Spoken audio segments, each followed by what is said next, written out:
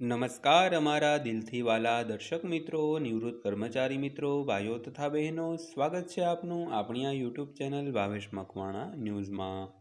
તો સૌથી પહેલાં બધાને જય શ્રી કૃષ્ણ, જય માતાજી, હર હર મહાદેવ। તો આજની તારીખ 4/2/2026। તો આજના આ ત્રીજા વિડીયોની અંદર આપણે વાત કરવાના છીએ સેવાનિવૃત્ત પેન્શનરોના પેન્શન પ્લસ ડીએ ને લઈને આજરોજ તારીખ 4/2/2026ના રોજ સાંજે 5:45 કરવામાં આવી છે એક મોટી જાહેરાત। તો મિત્રો, શું જાહેરાત થઈ છે આજના વિડીયોમાં આપણે ચર્ચા કરીશું। તો આજનો વિડીયો તમે અંત સુધી નિહાળી લેજો અને હજી સુધી આપણી આ ચેનલ સબસ્ક્રાઈબ ન કરી હોય તો એક દિલથી નમ્ર વિનંતી છે કે આવી જ માહિતીઓ મેળવવા માટે આપણી આ યુટ્યુબ ચેનલ અત્યારે જ સબસ્ક્રાઈબ કરી લેજો। તો શરૂ કરીએ આજનો આ વિડીયો। તો સૌથી પહેલાં વાત કરીએ ડીએ વધારો સમાચારની। તો કેન્દ્ર સરકાર કર્મચારીઓના ડીએમાં વર્ષમાં 2 વાર સુધારો કરે છે। તો જાન્યુઆરી અને જુલાઈમાં કર્મચારીઓને નાણાકીય રાહત આપવા માટે વર્ષમાં 2 વાર ડીએમાં સુધારો કરવામાં આવે છે। તો આ દરમિયાન જાન્યુઆરી માટે કર્મચારીઓના ડીએ અંગે એક મુખ્ય અપડેટ આવ્યું છે। તો જેમાં જાન્યુઆરી 2026માં ડીએમાં નોંધપાત્ર વધારો થવાની ધારણા છે। તો ચાલો સમાચાર દ્વારા આ વિશે વધુ જાણીએ। તો ખાસ કરીને મોંઘવારીથી બચાવવા માટે સરકાર પોતાના પેન્શનરો અને સરકારી કર્મચારીઓને વર્ષમાં 2 વાર મોંઘવારી ભથ્થામાં વધારાનો લાભ છે તે આપતી હોય છે।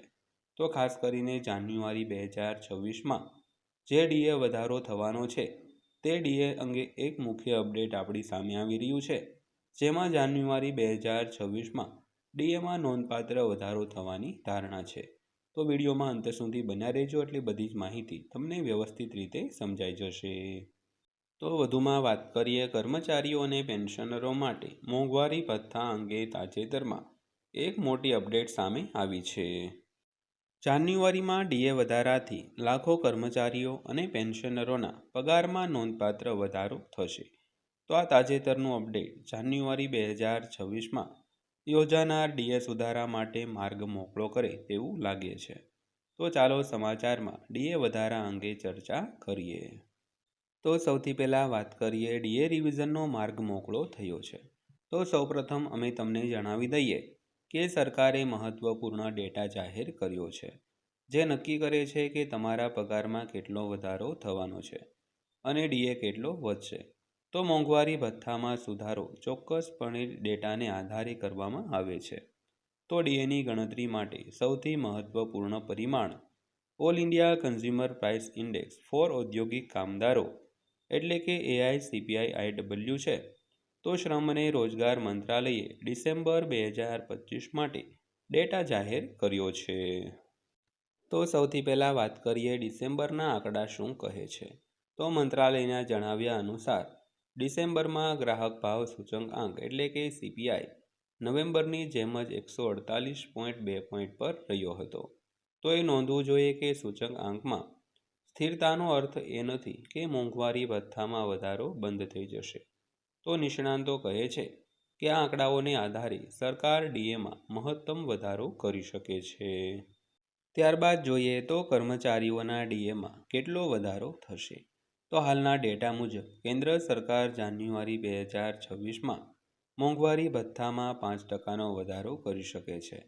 તો જો આવું થાય તો વર્તમાન મોંઘવારી ભથ્થું 58%થી વધીને 63% થઈ જશે।